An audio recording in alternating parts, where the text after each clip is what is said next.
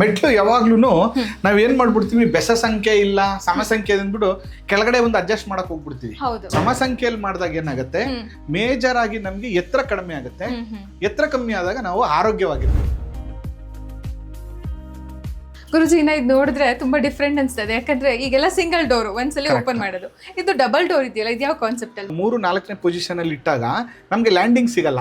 Wall ಆಗ್ತಾಗ ಏನಾಗುತ್ತೆ, ಹಾಲ್ ಚಿಕ್ಕದಾಗುತ್ತೆ. Double door ಕೊಟ್ಟಾಗ ಏನಾಗುತ್ತೆ, ಆ ಪ್ರಾಬ್ಲಮ್ ನಮ್ಗೆ ಸಾಲ್ವ್ ಆಗುತ್ತೆ. ವಾವ್ ಗುರುಜಿ, ನಿಜವಾಗ್ಲೂ 30-40ನಾ? ಅದರಲ್ಲೂ ಇಷ್ಟು ದೊಡ್ಡ ಕಿಚನ್, ಡೈನಿಂಗ್ ಹಾಲು ನಿಜ ನಂಬಕ್ಕಾಗ್ತಾ ಇಲ್ಲ.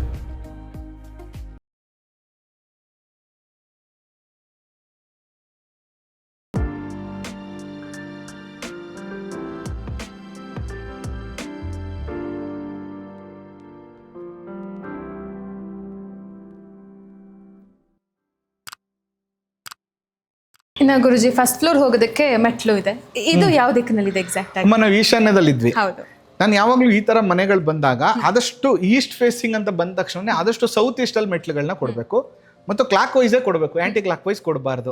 ಯಾಕಂದ್ರೆ ಆಂಟಿ ಕ್ಲಾಕ್ ವೈಸ್ ಹತ್ತದ್ರಿಂದ ಏನಾಗುತ್ತೆ, ನಾವು ಲೆಫ್ಟ್ ತಿರುಗ್ತೀವಲ್ವಾ, ಒತ್ತಡ ಜಾಸ್ತಿ ಆದಾಗ, ಏದುಸಿರು ಬಂದಾಗ, ಲಾಂಗ್ ಟರ್ಮ್ ಅಲ್ಲಿ ಏನಾದ್ರು ಹೆಲ್ತ್ ಪ್ರಾಬ್ಲಮ್ ಇರೋರಿಗೆ ಹಾರ್ಟ್ ಇಶ್ಯೂಸ್ ಬರುವಂತ ಸಾಧ್ಯತೆಗಳಿರ್ತದೆ.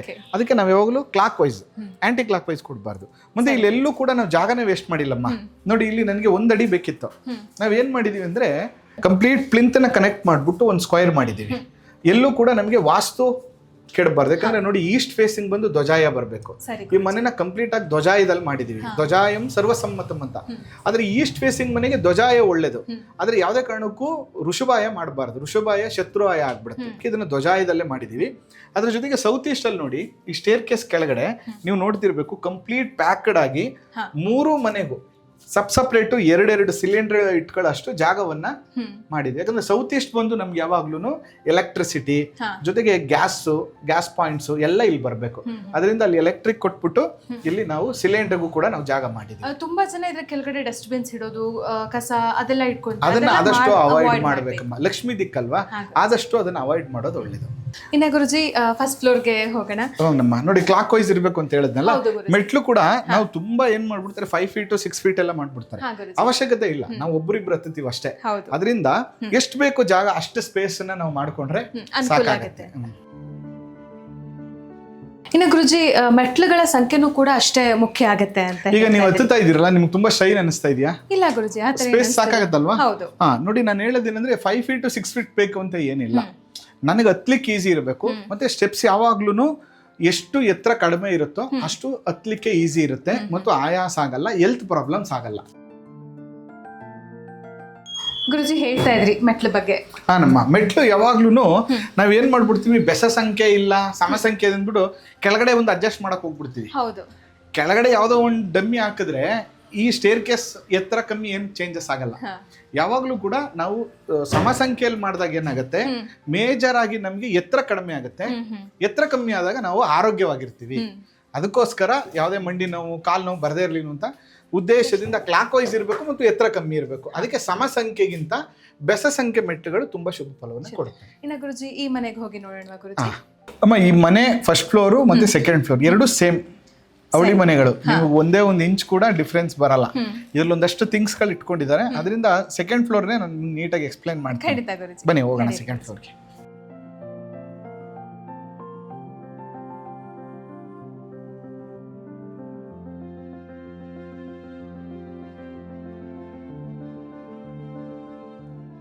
ಇನ್ನ ಗುರುಜಿ ಮನೆ ನೋಡಿದ್ರೆ ಯಾವಾಗ್ಲೂ ಈಶಾನ್ಯದ ಕಡೆ ಇರ್ಬೇಕು. ಇದು ಒಂಥರ ಮಧ್ಯದಲ್ಲಿ ಹೌದು ಡೋರು ಮಧ್ಯದಲ್ಲಿ ಇದೆಯಲ್ಲ. ಆಕ್ಚುಲಿ ಇದು ಮಧ್ಯದಲ್ಲಿ ಇಲ್ಲಮ್ಮ. ಗುರುಜಿ ಏನಂದ್ರೆ ನಾನು ಅವಾಗಲೇ ಕೆಳಗಡೆ ಎಕ್ಸ್ಪ್ಲೈನ್ ಮಾಡ್ತಿದ್ದೆ, ಒಂದು ಉಚ್ಚ ಸ್ಥಾನದಲ್ಲಿ ಇರ್ಬೇಕು, ಇಲ್ಲ ಅಂದ್ರೆ ಶುಭ ನಡಿಗೆ ಎಕ್ಸಾಕ್ಟ್ ಪೊಸಿಷನ್ ಅಲ್ಲಿ ಡೋರ್ ಇಡ್ಬೇಕು. ನಾನು ಯಾವಾಗ್ಲೂ ಅದನ್ನೇ ಹೇಳ್ತೀನಿ, ಮನೆ ಕಟ್ಟುವಾಗ ದಯವಿಟ್ಟು ಅಳತೆ ಮಾಡಿ ಡೋರ್ ಪೊಸಿಷನ್ ಅನ್ನ ಮಾಡಿ. ಒಂದು ಅರ್ಧ ಅಡಿ 1 ಫೀಟ್ ನೀವು ವೇರಿಯೇಷನ್ ಮಾಡಿದ್ರೆ ಆ ಅಳತೆ ಮಿಸ್ ಆಗ್ಬಿಡುತ್ತೆ ನಮ್ಗೆ. ಈ ಓವರ್ ಆಲ್ ಆಯಾ ಮೆಜರ್ಮೆಂಟ್ ಏನಿದೆ, ಆ ಮೆಜರ್ಮೆಂಟ್ ಅನ್ನ ನಾವು 9 ಭಾಗ ಮಾಡಿದೀವಿ. ಆ 9 ಭಾಗ ಮಾಡಿ ಪೂರ್ವದ 3 ಮತ್ತು 4ನೇ ಪೊಸಿಷನ್, ಎಕ್ಸಾಕ್ಟ್ 4th ಪೊಸಿಷನ್ ಅಲ್ಲಿ ಡೋರ್ ಇದೆ. ಇದು ಮಧ್ಯದಲ್ಲಿ ಇಲ್ಲ. ನೋಡಿ, ನೀವು ನೋಡಿದ್ರೆ ಆ ಕಡೆ ಜಾಸ್ತಿ ಇದೆ, ಈ ಕಡೆ ಕಮ್ಮಿ ಇದೆ. ಪೂರ್ವದ ಆಗ್ನೇಯದ ಕಡೆ ಇಡಬಾರ್ದು ಯಾವಾಗ್ಲೂ. ಪೂರ್ವ ಈಶಾನ್ಯವನ್ನ ಅಂದ್ರೆ ಈಶಾನ್ಯದಿಂದ 9 ಭಾಗ ಮಾಡಿ 3 ಮತ್ತು 4ನೇ ಪೊಸಿಷನ್ ಅಲ್ಲಿ ಇಡಬೇಕು. ಕರೆಕ್ಟ್ ಆಗಿ ನಾವು 4ನೇ ಪೊಸಿಷನ್ ಅಲ್ಲಿ ಇಟ್ಟಿದೀವಿ ಅಮ್ಮ. ಇದು ಪೂರ್ವ ಭಾಗಕ್ಕೆ ಪೂರ್ವ ಭಾಗಕ್ಕಿದೆ. ಹಾ, ಗುರೂಜಿ. ನೋಡಿ ಇಲ್ಲಿ ನಿಂತ್ಕೊಂಡ್ರೆ ನಿಮ್ಗೆ ಎಷ್ಟು ಚೆನ್ನಾಗಿ ವಿಷನ್ ಇದೆ, ಮತ್ತೆ ತುಂಬಾ ಒಳ್ಳೆ ಸೂರ್ಯನ ಬೆಳಕು ಮನೆಗೆ ಬರುತ್ತೆ ಹೌದು ಅಲ್ವಾ. ಹಾ. ಗುರುಜಿ ಇನ್ನ ಇದು ನೋಡಿದ್ರೆ ತುಂಬಾ ಡಿಫ್ರೆಂಟ್ ಅನ್ಸ್ತದೆ, ಯಾಕಂದ್ರೆ ಈಗೆಲ್ಲ ಸಿಂಗಲ್ ಡೋರ್ ಒಂದ್ಸಲಿ ಓಪನ್ ಮಾಡೋದು, ಇದು ಡಬಲ್ ಡೋರ್ ಇದೆಯಲ್ಲ, ಇದು ಯಾವ ಕಾನ್ಸೆಪ್ಟ್ ಅಲ್ಲಿ ಮಾಡಿರೋದು? ಅಮ್ಮ ಇದು ಮಾಡಿರೋ ಮೇನ್ ಉದ್ದೇಶ ಏನಂತಂದ್ರೆ, ನನಗೆ ಯಾವಾಗ್ಲೂ ಒಂದು ಡೋರ್ ಓಪನ್ ಮಾಡಿದ ತಕ್ಷಣ ಲ್ಯಾಂಡಿಂಗ್ ಸಿಕ್ಬೇಕು, ಓಕೆ, ಮತ್ತು ಯಾವಾಗ್ಲೂ ಕ್ಲಾಕ್ ವೈಸ್ ಡೋರನ್ನ ಓಪನ್ ಮಾಡ್ಬೇಕು, ಆಂಟಿ ಕ್ಲಾಕ್ ವೈಸ್ ಓಪನ್ ಮಾಡಬಾರ್ದು. ಆಯ್ತಾ? ಇದಕ್ಕೆ ನಮ್ಗೆ ಏನಾಗುತ್ತೆ, ನಾವು 3-4ನೇ ಪೊಸಿಷನ್ ಅಲ್ಲಿ ಇಟ್ಟಾಗ ನಮ್ಗೆ ಲ್ಯಾಂಡಿಂಗ್ ಸಿಗಲ್ಲ. ಲ್ಯಾಂಡಿಂಗ್ ಕೊಡ್ಬೇಕಂದ್ರೆ ಮತ್ತೆ ಒಂದು ವಾಲ್ ಹಾಕ್ಬೇಕು. ವಾಲ್ ಹಾಕ್ದಾಗ ಏನಾಗುತ್ತೆ, ಹಾಲ್ ಚಿಕ್ಕದಾಗುತ್ತೆ. ಅದಕ್ಕೆ ನಾವೇನ್ ಮಾಡ್ತೀವಿ, ಈ ತರ 3-4ನೇ ಪೊಸಿಷನ್ ಅಲ್ಲಿ ಬಂದಾಗ ಇದನ್ನ ಡಬಲ್ ಡೋರ್ ಕೊಡ್ತೀವಿ. ಡಬಲ್ ಡೋರ್ ಕೊಟ್ಟಾಗ ಏನಾಗುತ್ತೆ, ಆ ಪ್ರಾಬ್ಲಮ್ ನಮಗೆ ಸಾಲ್ವ್ ಆಗುತ್ತೆ. ಓಕೆ ಗುರುಜಿ, ಚೆನ್ನಾಗಿದೆ ಕಾನ್ಸೆಪ್ಟ್. ವಾವ್ ಗುರುಜಿ, ನಿಜವಾಗ್ಲೂ 30-40ನಾ?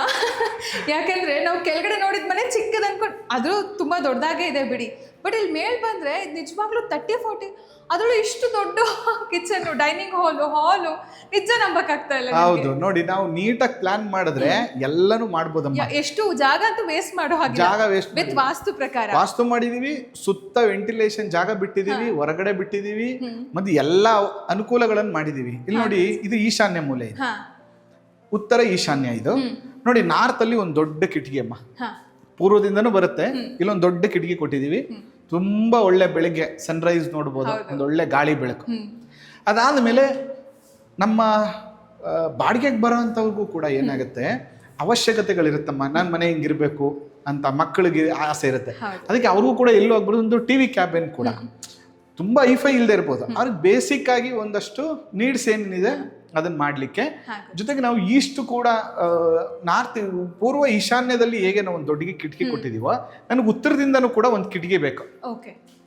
ಅದಕ್ಕೋಸ್ಕರ ಏನ್ ಮಾಡಿದೀವಿ, ಉತ್ತರ ಈಶಾನ್ಯ ಯಾವಾಗ್ಲೂ ಕೂಡ ಉತ್ತರಕ್ಕೆ ಪೂರ್ವಕ್ಕೆ ಕಿಟಕಿಗಳಿದ್ರೆ 100%. ಪೂರ್ವ ಈಶಾನ್ಯದಲ್ಲಿ ಒಂದು ದೊಡ್ಡ ಕಿಟಕಿ ಹೇಗೆ ಕೊಟ್ಟಿದೀವೋ ಅದೇ ರೀತಿ ಉತ್ತರದಲ್ಲಿ ಕೂಡ ಒಂದು ವೆಂಟಿಲೇಷನ್ ಕಿಟಕಿ ಕೊಟ್ಟಿದೀವಿ. ಜಾಗ ವೇಸ್ಟ್ ಮಾಡಿಲ್ಲ ನೋಡಿ, ಅದನ್ನು ಬಳಸ್ಕೊಂಡಿದೀವಿ. ಇಲ್ಲೂ ಕೂಡ ಒಂದು ಕಿಟಕಿ ಕೊಟ್ಟಿದೀವಿ. ಅಂದ್ರೆ ನಾನು ಹೇಳೋದೇನಂದ್ರೆ, ಎಲ್ಲೆಲ್ಲಿ ಮ್ಯಾಕ್ಸಿಮಮ್ ಸಿಗುತ್ತೋ ಜಾಗಗಳು ಅಲ್ಲಿ ಒಂದಷ್ಟು ವೆಂಟಿಲೇಷನ್ ಸ್ಪೇಸ್ ಅನ್ನ ಮಾಡಿ. ಗಾಳಿ ಅಂದ್ರೆ ಪ್ರಾಣಶಕ್ತಿ ಅಮ್ಮ. ಎಷ್ಟು ಆಕ್ಸಿಜನ್ ಲೆವೆಲ್ ಮನೆ ಒಳಗಡೆ ಬರುತ್ತೋ ಅಷ್ಟು ಮನೆ ಹ್ಯಾಪಿ ಆಗಿರುತ್ತೆ. ಅದಾದ ಮೇಲೆ ಇದು ವಾಯುವ್ಯ ಮೂಲೆ. ವಾಯುವ್ಯದಲ್ಲಿ ಯಾವಾಗ್ಲೂ ಒಂದು ಸ್ನಾನಗೃಹ ಬೇಕು. ಇದನ್ನ ನಾವೇನ್ ಮಾಡಿದ್ವಿ, ಜನರಲ್ ಟಾಯ್ಲೆಟ್ ಅಂತ ಮಾಡಿದ್ವಿ. ಯಾಕಂದ್ರೆ ನಂಟರು ಬರ್ತಿರ್ತಾರೆ, ಗೆಸ್ಟ್ ಬರ್ತಿರ್ತಾರೆ, ಒಂದು ಕಾಮನ್ ಬಾತ್ರೂಮ್ ಬೇಕು. ಅದಕ್ಕೋಸ್ಕರ ಏನಂತಂದ್ರೆ, ಇಲ್ಲೊಂದು ವಾಷಿಂಗ್ ಏರಿಯಾ, ವಾಷಿಂಗ್ ಮಿಷಿನ್ ಇಟ್ಕೊಳಕ್ಕೆ. ಸೇಮ್ ಇದೇ ತರ ಇಲ್ಲಿ ನೋಡಿ, ಸೇಮ್ ಅದೇ ತರ ಇದು ವಾಯುವ್ಯದ ಸ್ನಾನಗೃಹ. ಇಲ್ಲೂ ಕೂಡ ನಾವು ಕಲರ್ ಕಾಂಬಿನೇಷನ್ ಮ್ಯಾಚ್ ಮಾಡಿದ್ವಿ, ನಿಯರೆಸ್ಟ್ ಗ್ರೇ ಕ್ರೀಮ್ ಕಾಂಬಿನೇಷನ್ ಮಾಡಿದ್ವಿ. ಉತ್ತರಕ್ಕೆ ಅಭಿಮುಖವಾಗಿ ನಾವು ಸ್ನಾನ ಮಾಡಬೇಕು. ಪೂರ್ವಕ್ಕೆ ಶೌಚ ಮಾಡುವಾಗ ಬೆನ್ನು ಪೂರ್ವಕ್ಕೆ ಇರಬಾರ್ದು. ಮತ್ತೆ ವಾಯುವ್ಯದಲ್ಲಿ ಅಗ್ನಿ ಮೂಲೆಯಲ್ಲಿ ನಮಗೆ ಕರೆಂಟ್ ಗೀಸರ್ ಬರಬೇಕು. ಅದಕ್ಕೋಸ್ಕರ ವಾಯುವ್ಯದಲ್ಲಿ ಕೊಟ್ಟಿದ್ದೀವಿ. ಸ್ನಾನಗೃಹದ ಈಶಾನ್ಯದಲ್ಲಿ ಒಂದು ಚಿಕ್ಕ ಸಿಂಕು ಮತ್ತು ಒಂದು ಶೇವಿಂಗ್ ಮಾಡ್ಕೊಳ್ಳಿಕ್ಕೆ ಒಂದು ಸ್ಪೇಸ್. ಗುರುಜಿ, ಮಿರರ್ ಇಡೋದಕ್ಕೂ ಕೂಡ ಇಂಥ ದಿಕ್ಕಂತ? ಹೌದು, ದಕ್ಷಿಣದ ಕಡೆಗೆ ಇರಬಾರ್ದಮ್ಮ. ಆಯ್ತಾ? ಯಾವಾಗ್ಲೂ ಕೂಡ ಪೂರ್ವಕ್ಕಿರ್ಬೇಕು, ಉತ್ತರಕ್ಕಿರ್ಬೇಕು, ಇಲ್ಲ ಪಶ್ಚಿಮಕ್ಕಿರ್ಬೇಕು. ಅದ್ರ ಜೊತೆಗೆ ಇಲ್ಲೂ ಕೂಡ ನಾವು ಪಶ್ಚಿಮಕ್ಕೂ ಕೂಡ ಒಂದು ವೆಂಟಿಲೇಷನ್ ಸ್ಪೇಸ್ ಕೊಟ್ಟಿದೀವಿ, ಒಂದು ಚಿಕ್ಕ ಫ್ಯಾನ್ ಕೊಟ್ಟಿದೀವಿ, ಮತ್ತೆ ಒಂದು ಬ್ಲರ್ ಆಗಿರುವಂತಹ ಒಂದು ಕಿಟಕಿ ಕೊಟ್ಟಿದೀವಿ. ಏನಂದ್ರೆ ಗಾಳಿ ಬೆಳಕು ಕೂಡ ನಮಗೆ ಚೆನ್ನಾಗಿರ್ಬೇಕು, ಸೇಫ್ಟಿ ಕೂಡ ಇರಬೇಕು ಅನ್ನೋ ಉದ್ದೇಶದಿಂದ ಇಲ್ಲಿಗೂ ಕೂಡ ಒಂದು ವೆಂಟಿಲೇಷನ್ ಸ್ಪೇಸ್ ಕೊಟ್ಟಿದ್ದೀವಿ. ತುಂಬಾ ಚೆನ್ನಾಗಿದೆ ಗುರುಜಿ.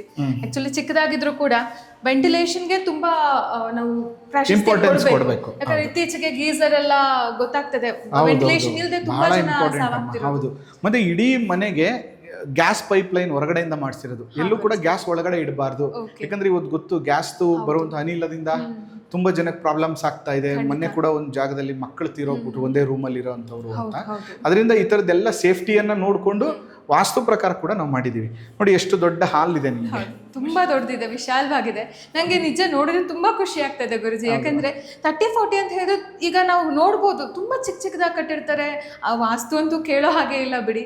ಬಟ್ ಆದ್ರೆ 30-40 ಇಷ್ಟು ವಿಶಾಲವಾದಂತ ಹಾಲ್ ಇದ್ದಾಗ ಮನೆಯವರೆಲ್ಲ ಕೂತ್ ಮಾತಾಡೋದಕ್ಕೆ, ಎಲ್ಲರೂ ಒಟ್ಟಾಗಿ. ಆಮೇಲೆ ಅನುಮಾನ ಬರದೆ, ಗುರುಗಳು 60-40 ತೋರಿಸ್ಬಿಟ್ಟು 30-40 ಅಂತವ್ರೆ ಅಂತ. ನಿಜವಾಗ್ಲೂ ಇದು 30-40 ಮನೆ. ಇನ್ನು ಗುರುಜಿ, ನೀವು ಆಗ್ಲೇ ಹೇಳಿದಾಗೆ ಕಲರ್ ಕೂಡ ಮನೆಗೆ ಒಂದು ತುಂಬಾ ನೆಮ್ಮದಿ ಕೊಡುತ್ತೆ. ಬಣ್ಣ ತುಂಬಾ ನೆಮ್ಮದಿ ಕೊಡುತ್ತೆ. ಜೊತೆಗೆ ಬೆಳಕು ಅಂತೂ ತುಂಬಾ ಇದೆ, ನಮ್ಗೆ ಲೈಟ್ ಹಾಕೋ ಅವಶ್ಯಕತೆನೇ ಇರಲ್ಲ. ಸಂಜೆವರೆಗೂ ಲೈಟ್ ಹಾಕೋ ಅವಶ್ಯಕತೆ ಇರಲ್ಲ. ಬೇಕಮ್ಮ, ಗಾಳಿ ಬೆಳಕು ಮನೆಗೆ ಆರೋಗ್ಯವನ್ನ ಕೊಡುತ್ತೆ. ಇನ್ನು ಗುರುಜಿ, ಇದು ಡೈನಿಂಗ್ ಹಾಲ್, ಅಡಿಗೆ ಮನೆ.